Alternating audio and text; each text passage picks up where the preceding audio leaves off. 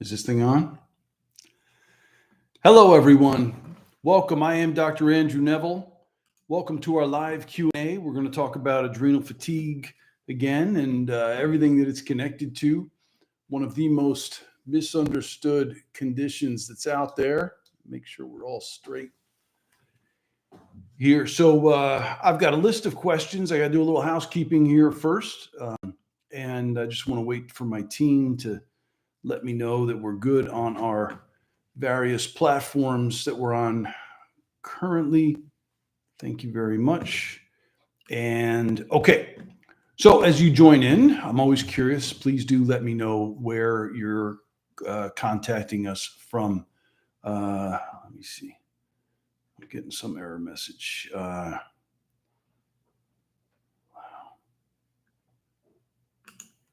I'm going to say no to that. I'm not sure what I just said no to, but I'm going to say no. Okay. Yeah. So we have patients all over the world. So we're always curious kind of where people are coming to us from. So let us know in the comments below, where you're coming from. And I do have to say, this information is for educational purposes only. The content's not intended to substitute for medical advice, diagnosis, or treatment. Always seek the advice of your medical doctor or healthcare provider with any questions you have regarding a medical condition.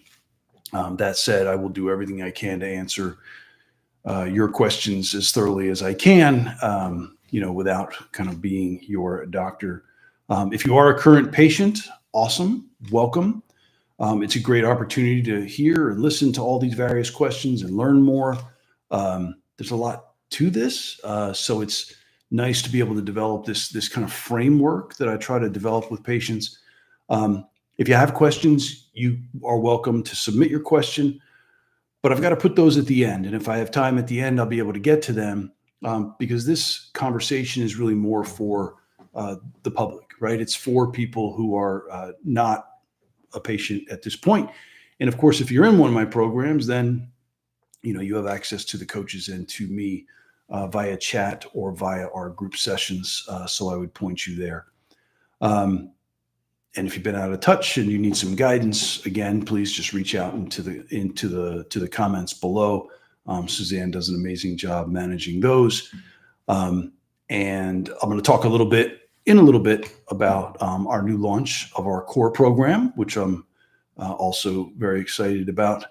And any links, if we mention something, Suzanne will be putting those in the comments, and we'll get that information to you as well. So, without further ado, I think we're good to go. Let me make sure our platforms are good. Okay, let me know. Okay, good. All right, so we are good to go. Thanks for that. All right, everyone. So Kat says, why am I waking up at 3 a.m.? Well, it could be a variety of reasons for waking up at 3 a.m. One of the more common reasons to wake up at 3 a.m. is a blood sugar drop. So when we eat, right, our blood sugar goes up. And depending on the composition of that meal, how much protein, how much fat, how much carbohydrate, it goes up at a certain rate and then comes down at a certain rate. And when it's coming down, that's a stimulus for your adrenal gland through your HPA axis. The brain recognizes the sugar dropping, triggers the HPA axis, trigger the adrenals to release cortisol. Cortisol, one of its main jobs is to raise our blood sugar so your blood sugar doesn't continue to dip, because that's dangerous. That's not a good thing. So we have this mechanism to adapt to that kind of a situation. And for most people, that is a very minor stress. They generate a little minor response, a little cortisol, get the sugar up, and we sleep right through it. Now, in patients with adrenal fatigue, which is a terrible name for this condition, I'll apologize, right off the bat. And this is a condition that I specialize in and have my entire career, and I still don't like the name. There is no good name for this condition. It affects the adrenals, of course. So the adrenals are the end organ of your stress response system. They release the primary stress hormones that we hear about, right? The cortisol, the adrenaline.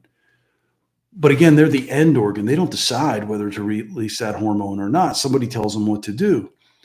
So there's, I said, this HPA axis. There's the hypothalamic pituitary glands in the brain. They tell the adrenals what to do, but that's only the hormone side of your stress response. There's a nerve side of your stress response as well, which is your autonomic nervous system. Now, that's the part of the nervous system that controls stuff that we don't have to think about. You can think of autonomic as automatic, right? How fast our heart beats, respiratory rates, sweating, pupils dilating, things like that. Stuff we don't have to think about. I tease these two systems apart because they're different, right? Hormones are different than nerves. The symptoms come from different sides. The treatment's slightly different, but they're intimately tied together. You can't affect one side without affecting the other. Neither of those systems actually calls the shots. The CEO of your stress response is a step above the hypothalamus. There's this deep central part of the brain called the limbic system, and it controls some basic functionality, but one of its main jobs is to constantly assess your environment for danger, threats. And when it assesses that stimulus, it has to decide whether this stimulus is harmful, dangerous. Can this thing kill me? Do I got to jump into fight or flight, right, through the hormones and nerves?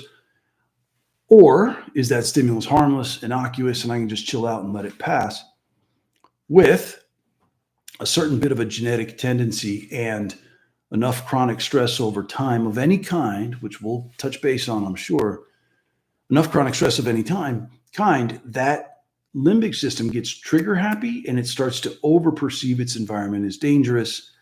And now we start to get triggered too much in stress physiology. And this is what causes a dysfunction within this system. So going back to the name, the adrenals don't really, fatigue to the point of failure, right? It's a dysfunction within that entire stress response system.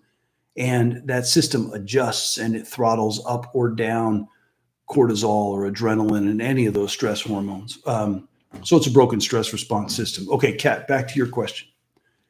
Why am I waking at 3 a.m.? If somebody has adrenal fatigue, then we don't respond very well, right? So you can over-respond the stress of the blood sugar dropping, and instead of sleeping right through it, you wake right up.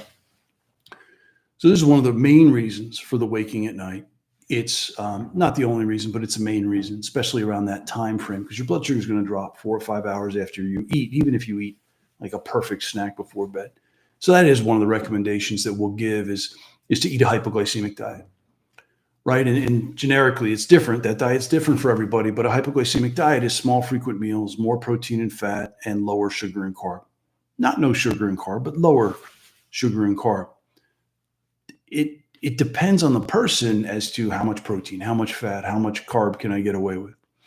So you have to play with that throughout the day, snack before bed, and that will usually take care of it. Now, if that is your problem, Kat, it's way bigger than just waking up at night.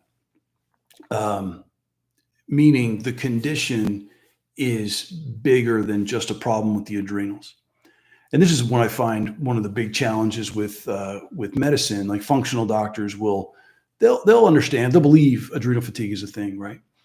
But once they find it, it's like they just grabbed a hold of a tail of something that is way bigger than they anticipated. And it is. It's bigger than that.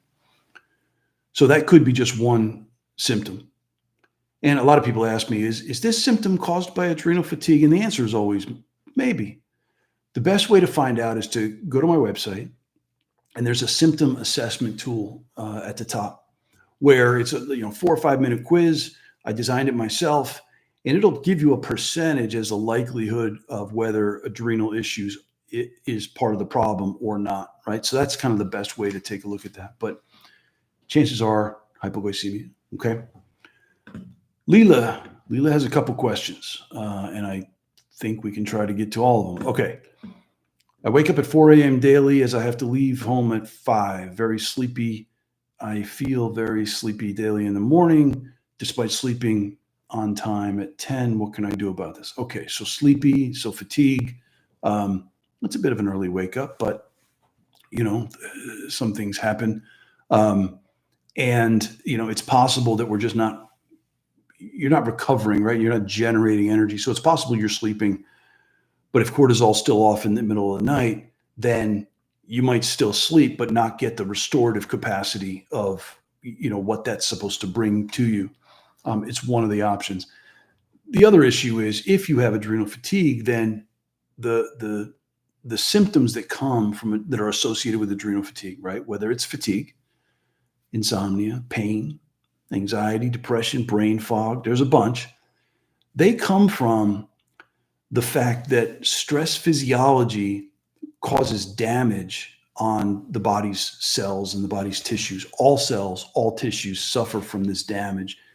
That damage comes from the metabolism of cells being in fight or flight causes free radicals to be released. Free radicals are like little electrically charged molecules. They're like pinballs in an old school pinball machine, and they bounce around in the blood and they nick and damage tissue literally everywhere. One part of the cell that gets damaged is the mitochondria. And the mitochondria are the little energy producers in the cells. Take energy from food, turn it into this universal form of energy called ATP that we can use for fuel. That damage is where a lot of the fatigue comes from. The mitochondria just aren't able to produce that energy efficiently. Again, we want to look at the whole picture, but that's one of the main reasons. Okay, a couple more questions, and I think they're associated. Constant chatter in my mind frequently, and it can be disturbing. How can I manage? I'm practicing gargling. Good. Gargling turns on the vagus nerve, which is that main parasympathetic nerve, which is helpful for this process. Second part of that is I've been frequently having catastrophizing thoughts running through my mind.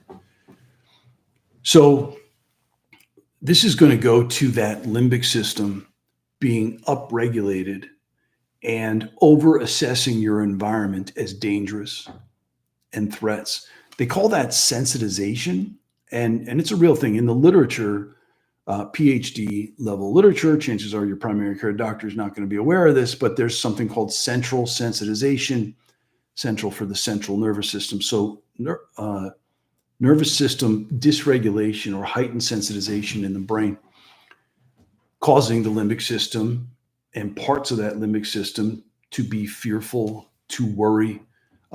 It's the amygdala. You might have heard people talk about the amygdala in the limbic system, which just get jazzed up. So it's over interpreting this environment as dangerous. So there's a lot of fear, there's a lot of worry that messes with neurotransmitters and does a bunch of things. So we tend to catastrophize. I mean, that's one of the biggest things. Like, catastrophize. You can tell if you're catastrophizing when the limbic system in the brain causes you to think in absolutes, right? Is this ever going to improve? Am I never going to get better? Is this always because nothing is really never, ever, always, right? It's everything changes. So it's that limbic system that's upregulated. What can you do about it? Well, this is why we designed the programs that we use, because there's no one answer, no quick fix, no magic supplement that I can give you that's going to fix that. You can fix it though. You can rewire that limbic system. That limbic system's gone through a process called neuroplasticity, which is kind of a great magical process, kind of a buzzword over the past, 10, 15 years. Neuroplasticity is just the rewiring of the brain and the nervous system. Unfortunately, that's rewiring it in the wrong direction. Well, you can rewire it back into the right direction. And that's what we do on a regular basis. Gargling will help, right? Because gargling turns on the parasympathetics, the vagus nerve. So it's one of the ways to do it. Nature does it as well. I find nature to be an incredibly balancing, soothing, calming, right, part of our life, right, that we've been kind of removed from, unfortunately. There's even some researchers that want to coin the term nature deficit disorder, which I agree with. So being in nature, but being present in nature, right? What do you see? What do you feel? What do you hear? What do you smell? Being present is the way to do it. Mindfulness does it as well. Again, being present in all the discrete moments in our day and in our life. If you're washing dishes, just wash the dishes, right? If you're in the shower, who's in the shower with you? Is your boss in the shower? Are you arguing with that person you had an argument with 10 years ago? Is your, in-laws in the shower? Like, be in the shower, right? Just wash your hair and feel the warmth, the lather, so being present and mindful in all your discrete efforts during the day. The biggest one to me is some form of a dedicated, consistent mind-focusing exercise, a relaxation exercise. Could be meditation, deep breathing, visualization, guided imagery, repetitive prayer, doesn't matter. Quiet, comfortable, passive, focus your mind on one thing, which nobody can do, right? The mind dances away. That's okay. Just bring it back. And there it goes somewhere else. It's okay. Just bring it back, right? Those should help. They're starts, right? The goal here to fix this problem is, and I say the goal for my coaches and for me and for the patients that we see, is to figure out what your therapeutic puzzle looks like with relation to this condition. Put enough of those pieces of the puzzle together. I just mentioned a few. Put enough together at the same time. And that's what gets this physiology to shift, and do that incrementally enough. And eventually it balances out. You've rewired the limbic system, and it's not as sensitized and trigger happy anymore. So good luck. All my best.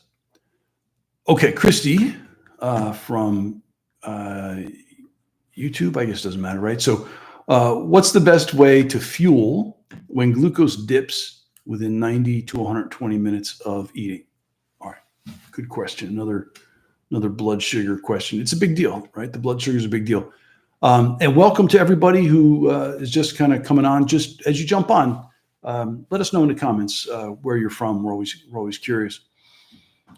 So, Christy, I would say we want to go back to the hypoglycemic diet, right? Small, frequent meals, more protein and fat and fiber, but protein and fat, low sugar and carb. When we stabilize our blood sugar during the day, it's going to, what can I say? It improves the insulin sensitivity, the glucocorticoid or the cortisol receptors normalize, and we just handle fuel much better. Once your blood sugar does drop, you actually need sugar, right? So if you feel hypoglycemic, you need something. That's why like diabetics keep orange juice around, things like that, just to get that sugar up. But you don't want a ton. You don't want to drink a gallon of orange juice. You want to drink a little bit of orange juice. That's quick acting, but then follow it with some kind of protein and fat. With this condition, right, with adrenal fatigue, this hypoglycemia issue is it's a major stressor on all of my patients, right? So we all have to eat this hypoglycemic diet. Some, and I've had some patients need to eat every hour for a while, and then they do this over time, as well as all those other things I was explaining, Christy, as well. Again, all those pieces of the puzzle, we start to balance out that physiology, and then an hour becomes 90 minutes, and then 120 minutes, and eventually it's, your 3, 4, 5 hours, which is relatively normal. Your body should be able to handle not eating in a reasonable way. If it's not, then it just points directly back to your adrenals, and of course, then this whole stress response system. So, okay, Stephen says, what is the goal of relaxation? To decrease anxiety or to increase good feelings? Well, so when you say relaxation, I'm going to lean towards relaxation exercises, because the relaxation exercises are the most efficient way to shift this physiology. Relaxation is part of this as well. Like you could relax just with a book, or, watching something on TV, or going for a walk or something like that. And that's good. That's better than being in fight or flight, causing damage. A relaxation exercise is much more efficient and more efficient at rewiring that limbic system. So the goal underlying that, if I'm not thinking symptomatically and I'm thinking mechanistically, the goal of relaxation and relaxation exercises is to rewire the brain, get this physiology to shift, turn off the wear and tear that comes with stress physiology, turn on the healing and repair that comes with relaxation physiology, vacation mode, whatever that is. And that ultimately is what gives us good feelings and decreases anxiety, right? Because the anxiety is on the fight or flight side. So yes, I guess that's one of the goals. Feeling good often comes later. So there's often a lag time between calming the system down, which is always the first phase of treatment for us. So you want to calm the system down before you can support it effectively and then feel good or happy or joy or cognitively functional, or energy, right? I mean, just flat out energy. So the good comes afterwards. I'd say both of them are goals, but the goal is really to rewire this system, bring it back into this incredibly delicate balance. This physiology is our body's adaptation mechanism. So whenever there's a change in our environment, the body has to adapt to that change. A blood sugar drop, that's a change in our environment. If we get sick, that's a change in our environment. We have to adapt to that stressor or that stimulus. Even barometric pressure changes have to change our hemodynamics, and the way we adapt to that change and bring the body back into balance, you can refer to that as homeostasis, is we use this stress physiology, which orchestrates everything. Remember that autonomic nervous system, it controls every organ in your body. Like a light switch, right? Is it on or is it off? I mean, it's more like a dimmer, right? And when we're in fight or flight, that thing is cranked up on your heart, right? Let's crank up. You got to increase your heart rate, right? You got to get oxygen and you got to get blood flow to the muscles. You got to fight, right? Or your lungs or your metabolism, right? Sugar metabolism. So you turn on those organs and then you turn off a bunch of other stuff that's really non-essential if there's a tiger in front of you, things like your immune system or your gut. All of your hormones are wired here as well, and they all fall by the way of this physiologic shift. So ultimately the goal, right, is to bring the body back into balance, keep it there, keep it balanced as long as we can. And in turn, what that does is it helps it to rewire and become the incredibly dynamic, nuanced, subtly responsive system that it should be. When it's in balance, this system it's behaving like a professional philharmonic orchestra with a conductor that's been doing it for 45 years. I mean, it's a well-oiled machine. But when it's been overused over time, it's behaving more so like, my middle schooler's band, with a substitute conductor. I mean, it's not a pretty thing. Back when they were in middle school, no middle school anymore. But so it's got to regain that balance, and it absolutely can. We just have to create that environment, outside and external environment and internal environment, to allow that to happen. So that's the goal. Okay, Amy says, "Hi, Dr. Neville. So I feel like my nervous system dysregulation aspect of healing is going so well, but it's the physical aspect, like lifting too much or doing too much housework, physical exertion, that can trigger a bit of anxiety, sleep, mild crash. Why is it they don't heal at the same rate?" Well, if I had that answer, the whys are hard. Why does physical exertion cause anxiety? Thank you so much once again. Well, you're welcome, Amy. So good. The fact that your nervous system dysregulation is improving is a good thing. That's the calming aspect, right? Now there's the support. And chances are it's going to go back to that mitochondrial dysfunction that we had mentioned, because that mitochondria is creating your energy, right? And especially your ability to sustain energy over time. So we have enough energy to do things for a short spurt. But if we ask the body to maintain that energy over time, that's what generally gets us into trouble, which is why resting and pacing are one of the couple other key pieces of this puzzle that we talk about all the time in the programs that we do, both my coaches and myself. So I mean, why they don't heal at the same rate? I mean, it's mainly this process that occurs where you got to calm first, and then you can support and heal. And you can target mitochondria. I mean, there are some functional medicine doctors, they pin this whole condition, all the symptoms, right? I call it adrenal fatigue. They're like, no, you have mitochondrial dysfunction. And I'm like, yeah, you do. But why? You got to ask one more why. And this is a common fallacy or common place to slip up, where somebody finds something that's wrong, right? With one of my patients. Oh, it's your Epstein-Barr. I saw your Epstein-Barr. If they even read the lab report correctly, because I see that done wrong all the time.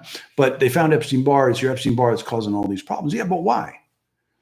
Like, everybody has Epstein-Barr. Why is it bothering this person? Just like it bothered me. Like, why did my Epstein-Barr reactivate all the time when nobody else did? Or nobody I knew, right? The problem was me. It wasn't the Epstein-Barr. The fact that my immune system wasn't able to keep Epstein-Barr at bay, which again is going to tie back to the stress response physiology, which is going to suppress the immune system all the time. So I'm always encouraging patients and my team, just ask one more why, right? So is it mitochondrial dysfunction? Yeah, 100%. And you can take all kinds of fancy, expensive supplements to treat the mitochondria. But to me, it's like you're bailing a boat without, finding the holes and fixing the holes, right? So, I mean, you can bail and you can keep yourself afloat a little bit, but boy, it's a whole lot more effective if you just patch those holes, then you don't have to bail anymore, right?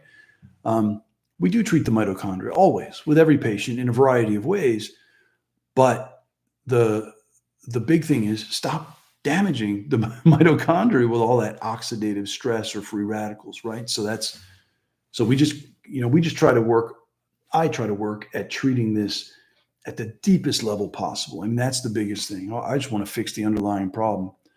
With the goal, with the ultimate goal is to balance this physiology and then let your body do the work, because the body knows how to heal. Our body's been healing for thousands of years, but they're not going to heal if they're stuck in fight or flight, right? Because the healing's over here and it's turned off temporarily.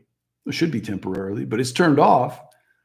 We just have to shift this physiology consistently enough, and you create what we call epigenetic change, right? You create changes within the cells as to what DNA blueprints are you reading? Are you reading the blueprints of battle and fight and flight, war?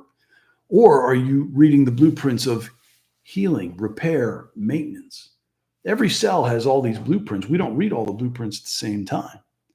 And when you're stuck here, boy, those healing and repair, that side of your physiology, it's not going to be expressed, which is why we don't heal very fast, right? Even wounds and things like that, right? So shifting that physiology is the goal. And as we do that, the symptoms that come from fight or flight, they decrease in intensity, frequency, and duration over time. Turn on the ability to heal, and we feel a little more of ourselves with increased intensity, frequency, and duration over time. And then we just keep you there and then let the body do what it needs to do, and stay away from as many doctors as you can after that, including me. That's the goal. It's not the best business model to get everybody better, but that's the goal. Okay. Angela says, taking one Cerephos before bed to reduce excessively high morning cortisol. Is it normal to feel extra groggy and tired during the day at first, or should I reduce the dose down a half of a capsule? Thanks. Well, Angela, I cannot tell you exactly how to dose your Cerephos because you are not my patient. At least I don't think so. If you are, then you should ask on the coach chat or talk to me on office hours. Cerephos, just so everybody else knows. So Cerephos is a phospholipid complex of a few different phospholipids. It has a modulating effect on the HPA axis, which can then affect cortisol. It is one of the things we use to modulate cortisol and heal the HPA axis. And Cerephos is pretty safe. I've had people take 1, 2, 3, 10 capsules at times, but I've also had patients open up capsules and take little bits of it and feel the effect. So you're looking with Cerephos, you don't feel everything as far as supplements that I use, but Cerephos, you can get a bit of a feel for it. And, it's safe to take a variety of amounts and just listen to your body. I mean, that's the biggest thing, is to listen to your body. Okay. Pardon me. Because he says, Hello, once the adrenals have improved, is it possible to reduce or stop the bedtime protein snack completely? Or do we have to eat bedtime snack for life? Thank you. Yeah, absolutely. I don't eat that way. I don't eat that way. I mean, believe it or not, I eat more of a intermittent fasting kind of a food intake. Some form of time restricted eating is well documented to help with health and longevity. However, when my adrenals were healing, there's no way I could eat that. I couldn't eat that way, right? I had to eat every 3 hours or whatever it was, right? But once your physiology is normalized and the cell's ability to use fuel is normalized, we can make a measured response if our blood sugar drops, and it's actually beneficial. It's therapeutic to the body. It helps to heal the cells. It stimulates cell survival mechanisms and molecules in the body. So it's incredibly helpful, but that takes time. I mean, that probably takes a good couple of years to eat a hypoglycemic diet, sometimes longer, before you can eventually kind of test that out and you essentially see how you feel. But some form of time restricted eating is really the healthiest way to eat. Okay, Nancy says, my recovery seems to have stalled. I've come a long way since December on the core program. The core program. That's awesome, Nancy. Good. What am I doing wrong? Am I pushing too fast? So many questions. Thank you so much. From the Adirondacks of New York. That's awesome. Adirondacks are beautiful. All right, so let's talk about core first of all, right? So what is core? My core program is the basics of what all my one-on-one patients use. The core information for this is the information that I've taken from years of having patients come and stay with us at our guest house here on our property. And people come from all over the country, even international, and they stay with us for a couple weeks, couple months to get this thing fixed. And they did pretty well. The problem is that most people don't have the resources of time, energy, and money to come and hang out with us and get that level of care. So what I started doing in anticipation of trying to build programs so that I could reach more people and treat more people that way without them having to come here, the core is all my basic information, right? That I've given, all the advice I've given, the conversations I've had, because those people, they're in my office every day for like a couple months. I mean, no stone was left unturned. They knew how I thought. I knew what was going on with them. I've documented all that in the form of lessons, videos. There's over 40 videos, and it is the basics. It's what all my patients have to start with. Well, core, you can get by itself. Core is also in the Adrenal Healing, the Core Plus program with my coaches, and then it's with my patients as well, our Healing Transformation program. So it's got all the concepts, the practices, and all that stuff. They're essential. They truly are essential. Now, so in Core, and I'm pretty excited actually because we're just revamping Core. It was good, and now we're making it great. We've added companion guides and trackers and tools, a variety of things in there, and it's ready to be released actually in a week. June 9th is when the new Core is going to be released and it'll be released at the lowest price, right? So we're gonna do this release, and then the price will jump back up to where it normally is. So that Core, just a bit of a plug for that Core. Feel free to reach out in the comments. I imagine if you put Core in the comments, we would get you. I think there's a wait list is what that looks like. So there's a wait list on there. Put Core in the comments, and we'll get you the links, the information to get you to that wait list. And just so you know, Core it's self-paced, right? It's gentle, right? Creating new habits and having a new understanding of what it is. It's all the basics. Now, Core is not perfect because there are, just like Nancy said, so many questions, right?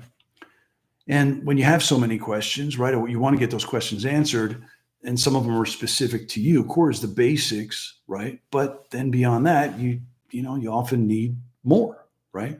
And that's what my programs are really designed to do. So Core is a great place to start. And then sometimes, some people, if they're super resilient and they really get it, they can manage things and incrementally get better. You can get better faster if you have guidance, right? Specific guidance, testing, right? So testing is important, right? And testing is in both of those programs. We need to do testing. We need to get that testing interpreted the right way. And I say that emphatically because I've seen even those tests. You'd think testing is pretty straightforward. It is not. It is nuanced. And I've seen those tests misread numerous times. But that enables us to target and be give a little more individual direction. So like I was saying, Nancy, like everybody has this puzzle. And there's some key pieces, central pieces of this puzzle that I already talked about, right? But even those pieces, they're a little different for people, right? Different orientation, different size, different shape. And the job that my coaches have and I have with patients is to figure out what your puzzle looks like to be able to expedite that process to get you better faster. So it's hard to say, what exactly you're missing, but I hope that you'd be able to reach out and get some more specific guidance. So all my best. Yeah. So put core in the comments if you're curious about what that core program looks like. Okay. Submit it in the group. No matter how much electrolytes I take, my legs cramp. Help. Okay. So cramping muscles is pretty common with this condition. You're going to find a lot of symptoms are common with this condition. Basically, it's because your mineral balance is actually controlled by a bunch of those adrenal hormones. Not cortisol exactly. There's aldosterone, which controls the sodium and potassium. But stress physiology also puts pressure on magnesium and calcium and zinc, some of your really essential minerals. When I'm looking at muscle cramping, it's generally going to be sodium, potassium, or magnesium. And that's, so we have to target that. And everybody's a little bit different. And there is no great test to say, oh, your sodium's here, it needs to be here. The testing on blood work, this is true for most tests from conventional doctors, they're just ruling out frank disease, right? So if your sodium is between 135 and 145, technically it's normal. Well, that just means you don't have kidney disease, right? Or some other kind of weird electrolyte issue, right? Optimal is somewhere much narrower, usually on the high side for sodium. And it's a balance. I mean, I've used a ton of different electrolytes and I've researched electrolytes, trying to find an electrolyte that's perfect for each individual person who has this condition. You have one condition, right? It's adrenal fatigue. You'd think there'd be one electrolyte pattern for everybody. Sadly, not the case. This is what makes treating this condition pretty interesting for patients and coaches and myself. So aldosterone helps us to hold on to sodium and lose potassium. And when aldosterone is taxed or the adrenals are weaker, that doesn't happen very well. And if you can't hold on to sodium, you can't hold on to water. Water follows salt in the body. That's osmosis. It's just the way it works. So low sodium, low water, low blood volume, right? Not enough blood getting to the muscles, and we can see a variety of cramping. So, one of the kind of main recommendations that I give, which, by the way, if you went to we have a Facebook group called Healing Adrenal Fatigue Holistically. There's a bunch of guides, kind of core guides that are pinned there, which talk about some of these basics. I think I still have a mini course on there as well, and it'll talk about salt. We need to eat more salt. Salt gets a bad rap in society. We absolutely need a certain amount of salt. Everybody does. And if you have adrenal fatigue, you probably need more. A quarter teaspoon of sea salt is 500 milligrams of sodium. When you look at electrolytes, they vary, right? Some of them have 50 milligrams of sodium as opposed to 500. And I might use a quarter teaspoon once, twice a day, not uncommonly more. So most people need a little more sodium. Potassium usually takes care of itself. And then, we kind of manipulate magnesium a little bit. Kind of average dose of magnesium for this type of a condition is probably 300 to 500 milligrams based on the research. So chances are it's still going to be, one of those things. And either there's some trial and error, or you get more specific guidance from somebody who's been doing this for a long time. So good luck. I don't know, whoever submitted that. Brian says, does coffee always put you in fight or flight and be counterproductive, or is that only if you're overstimulated by it? Yeah, so caffeine in coffee does overstimulate. And certain people are much more sensitive to caffeine than others, for sure, right? We see that pretty regularly. I don't want my patients overstimulated as much as possible. Being overstimulated means you're going to be in fight or flight. If you're overstimulated at night and you're dumping too much stress hormone, you won't sleep well. Do it during the day, you just feel jittery, nervous, anxiety, that kind of a thing. If coffee does that to you, you absolutely do not want to use it. Now, there's some benefits to coffee, believe it or not, some health benefits. But if you have anxiety or if you can't sleep, so one of the reasons caffeine keeps us awake is that it bumps off something called adenosine, which is a peptide in the brain.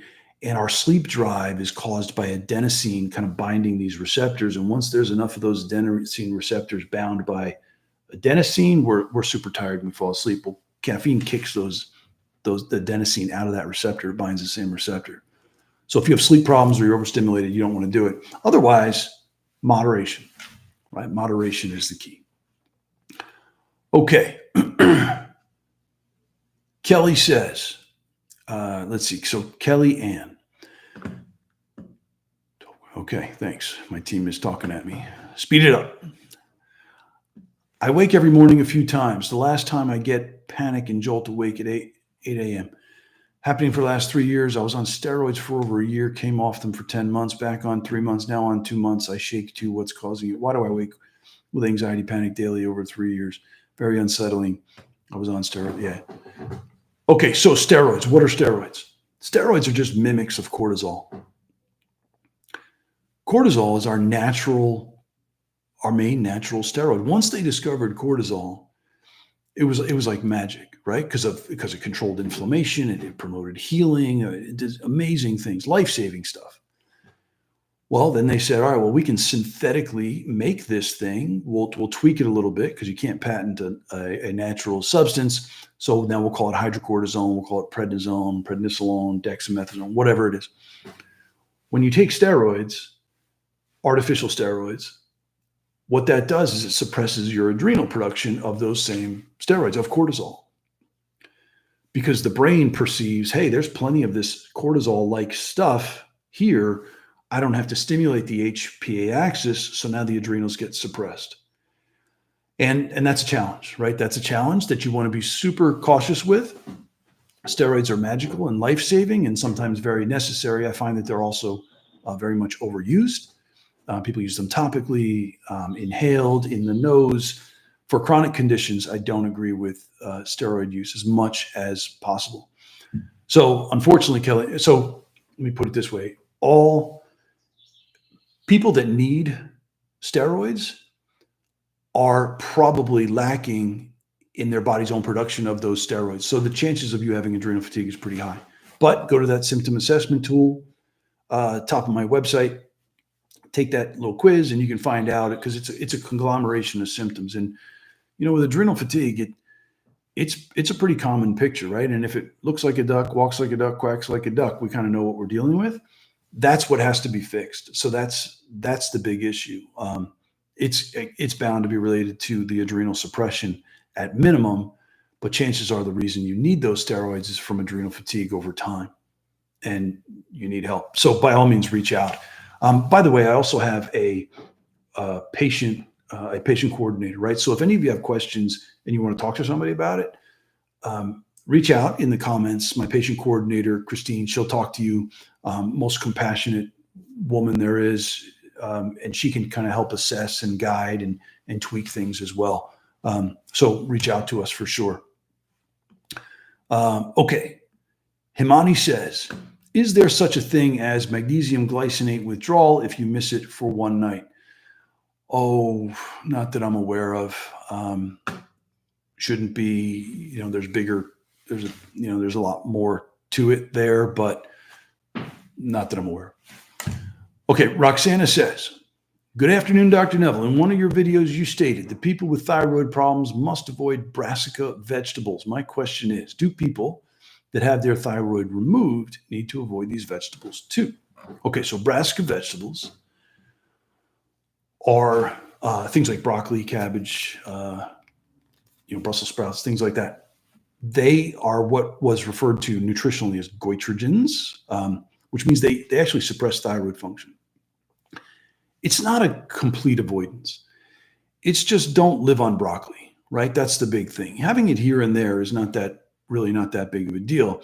And that would be true for both people who have a thyroidectomy, who are, taking supplemental thyroid hormone, or for somebody who's just hypothyroid. And the issue with the thyroid is always going to go back to Roxana, to the adrenal issues, because one of the systems that gets suppressed with stress over time is that hypothalamic pituitary thyroid hormone system. So the number one reason for hypothyroidism in this country is going to be stress physiology. That's always what I would address. Now, you don't have a thyroid, maybe that was thyroid cancer, something like that. So that's something you have to pay attention to as well, of course. And if you need thyroid hormone, that's perfectly fine. Get that stabilized. But for health, for longevity, for well-being, for prevention of chronic disease, getting this physiology balanced back out is really the key. So some Brasa is okay. Just see how you feel. But this doesn't have to be complete avoidance, just low.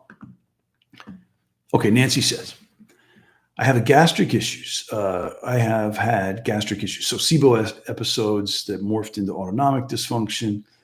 Now, no systems working correctly, sweating, anxiety, dread, heart racing, nose running, lack of sleep, severe apnea made my nerves crazy. How do you come back from that? And how are the adrenals involved? Well, Nancy, I hope you've been listening, because all of those symptoms are involved with the adrenals and this balance, and you absolutely can come back from that. And ultimately, the SIBO, right, is also going to be connected to this physiology, right? So stress physiology suppresses four main organ systems. Say them with me: immune, digestive, reproductive, thyroid. When you suppress the digestive system, you're going to suppress it from the top down, and that sets people up for all the irritable bowel syndrome, for the heartburn, for the reflux, for the dysbiosis, candida, food allergies, and SIBO, right? So underlying everything is probably going to go here. Check out the symptom assessment tool. It sounds like your system, you've got a lot going on. And it sounds like certainly your body is stuck in fight or flight. Reach out to us and contact with my patient coordinator. I mean, that's the best way to go to make some sense of everything. And so just reach out in the comments, okay? Mohammed says, I'd love to hear your thoughts specifically on using glutathione, nettle extract, holy basil, maca, willow bark, and black cumin seed oil. Okay, Mohammed, so I'm not going to do that. I do use supplements. I don't use any of what you just recommended. I tend to stay in my lane as much as possible. I know what helps with this broken stress response system. I know how to work on the HPA axis. I know how to work on the autonomic nervous system and heal that limbic system in the body. Subsequently, I also happen to have to deal with the cardiovascular system problems, the metabolic problems, insulin resistance, metabolic syndrome, the immune stuff, digestive hormones, and all that stuff, right? So we treat a little bit of everything, and I don't use any of those things. So, I can't really help you. Sorry, sir. Rebecca says, how do you manage phasing back into normal life when you're recovering? Should this happen incrementally, or is it better to just rest than push? That's a great question, Rebecca. And part of what's in core, right, and what's subsequently also in our programs is helping patients to understand what healing looks like. What does it feel like? What symptoms do I have to pay attention to? What can I just let go of and not really worry about, right? I will say, because healing from adrenal fatigue is unlike any other condition that's out there. It's different, right? Because we're not we're not doing this paradigm of one drug for one disease. Like if you have anxiety, I'm not giving you something for your anxiety, something for your depression, something for your pain, something for your sleep, something for your, like, we're not doing that. We're trying to fix this underlying issue that's causing all that stuff. And as this shifts, symptoms decrease in intensity, frequency, and duration, right? And then we start to recover and we feel better. It's one of the scariest things my patients can tell me is, doc, I'm feeling pretty good. Oh, have you learned the lessons, right, of, maybe overdoing it or caring too much or being too sensitive or trying to be everything to everyone, all that stuff? Like a lot of people who develop adrenal fatigue, myself included, we tend to be cut from the same cloth that way. So we have to be cautious with that. Healing comes from rest. So you asked, Rebecca, should I push? Never until this physiology is really balanced out. Then you can push it and you can make, stress your system and it recovers. But that's a ways off. Rest is always better, and incremental is the answer. So it should happen incrementally. Rest and pace. Okay.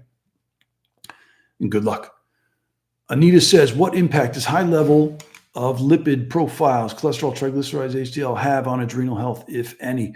Well, your adrenal health actually determines those lipid profiles. So I'm going to go back the other way. As soon as we're stressed, we need stress hormone, right? So the liver makes stress hormone, dumps it into the blood. Liver doesn't make stress hormone. It makes the precursor to stress hormone, which is cholesterol, dumps it into the blood onto the LDL. That's why it's bad, because it's increasing cholesterol in your blood. That cholesterol has to get to the adrenals because it's the backbone to every stress hormone you have, right? And then once you use it up, HDL grabs that and takes it back to the liver. So HDL takes that cholesterol out of the blood, hence good. It's not good or bad. It's just the way it is. So lipid profiles are blown out of proportion quite a bit. I do pay attention to triglycerides. I like to keep those below 100 as best I can, and that's usually sugar and carbohydrate intake, metabolic syndrome, insulin resistance, which is just profound. So I hope that helps. My channel says, what to do if you can't relax during vacation? So the question I would have there is, why can't you relax? Are you taking a vacation with kids? Because a vacation with kids is not a vacation for the adult, at least, right? Let's say you took a vacation and you went to the Caribbean or wherever your happy place is, and you spent like 2 weeks there sitting on a beach and whatever, drinking fruity drinks or whatever that is. If you go there and you can't relax, well, is it a problem? I don't know. It's an indicator of a problem. It's probably an indicator of a stuck stress response physiology, because vacation mode is over here, right? Vacation mode is parasympathetic vagus nerve stuff. It takes work. Our bodies as humans, we are far better at stress physiology, at fight or flight, than we are the opposite, because that's our survival mechanism. That's why we're all still here on Earth today. So we're super good at this as humans. And as adrenal patients, we're even better at it because we'd have stress over time, which wired this system and sensitized us a little bit, made us trigger happy. So what we have to do is make heroic efforts, I call it, at turning on the opposite. Vacation mode, parasympathetics, vagus nerve exercises, mindfulness, gratitude, whatever you can do to turn that on. The body does respond little by little. It doesn't want to. This fulcrum here governing it, it is spring-loaded in the wrong direction, and it's rusted there because it's been there so long. Keep lubricating it. Work on that side. It'll come. Michelle says, can symptoms improve if already on hydrocortisone for adrenal insufficiency? You can, because you want to remember, Michelle, that hydrocortisone is only a replacement for cortisol. It's not replacing any of the other, 20, 30 adrenal hormones. Not to mention, it's only treating the adrenals, not the pituitary, the hypothalamus, the limbic system in the brain, the autonomic nervous system. You balance all of that stuff out, and now you're going to have more success. Whether or not you can get off or reduce hydrocortisone, you'll be able to support everything else in a really sufficient way. So absolutely. I've had patients with complete adrenal failure, right, which is Addison's disease. I'm not sure if you're referring to that or adrenal insufficiency, was just north of Addison's disease, not complete failure, just really super low. I do everything I can to avoid the use of hydrocortisone, but sometimes it's necessary. But even if I had to recommend it, and there's probably a handful of times I've had to, it's everything else, right? It's all these other puzzle pieces that are really key. Sherry says, what advice would you give a parent that sees adrenal issues in their teens? Whew. We just had this conversation with my coaches, actually, where we were talking about children and teens with this condition. Saw it in my daughter as well. One of the biggest things to do is for you to learn about it, right? So that you can understand what's going on. I will test, right? I have teens in my practice, right? I have a couple in my programs right now where I will work them through with their parent. I will work them through this process. Biggest thing is the diet, right? The hypoglycemic diet is really key, really key. Preventing that blood sugar from dropping is a huge piece of this. You want to help, obviously you want to help your kids as much as possible. Challenge with teens, depending on the age, is they already know everything. So it's hard to get them to do stuff, unfortunately, right? It's hard to get them to slow down or back off or eat the right way. But it's worth it. And you can, right? You can, and you should. Core might be a great place for you to learn and help to understand, and then be able to help them. So yeah, all my best. Good luck. Okay. So Alice says, how's my time? Running out, of course. Alice says, I have PCOS and hirsutism, acne from high DHEA and testosterone. Testosterone is normal. My doctor says high DHEA and testosterone are only a problem for women if they get pregnant, if they're trying to get pregnant or bothered by excess facial hair and acne. If a woman is not, I'm not sure if I know a woman that's not bothered by excess facial hair and acne, but okay. But that if you're not bothered by these things or trying to get pregnant, high DHEA and testosterone isn't a problem. Intuitively, that doesn't make sense. Okay, so I actually think he's right about the DHEA. I don't think there's a problem with high DHEA. It's much more of a problem with low. Now, if you have PCOS, that's a problem because PCOS is going to throw off all of these hormones, and I see PCOS quite commonly with my patients because of the stress hormones themselves, and then the stress hormones hitting the hypothalamic pituitary ovarian hormone axis, and it throws things off, right? So to address that PCOS, I would go through this and balance this physiology out. If you're having facial hair or acne, chances are, to me, that means hormonal imbalance. I don't think that's an okay thing. So I agree with you. Lisa says, can fixing adrenal fatigue correct or improve connective tissue disorders at all? Yes, it can. Depends on what you're talking about. Autoimmune, yes, because the immune system is going to behave the way the adrenals tell it to. Connective tissue needs cortisol and vitamin C. Vitamin C, these are crucial in sailors that used to develop scurvy, right? Limeys, right? That's how they used to call them limeys because they discovered, I forget the guy's name now, but at some point, if you gave them limes, they didn't develop scurvy. When people develop scurvy, which is deficiency of vitamin C, their connective tissue integrity was compromised. They'd be weak, lethargic, sick. Their teeth would fall out. Again, connective tissue, and eventually their heart would give in, which is again all connective tissue. That connective tissue weakens.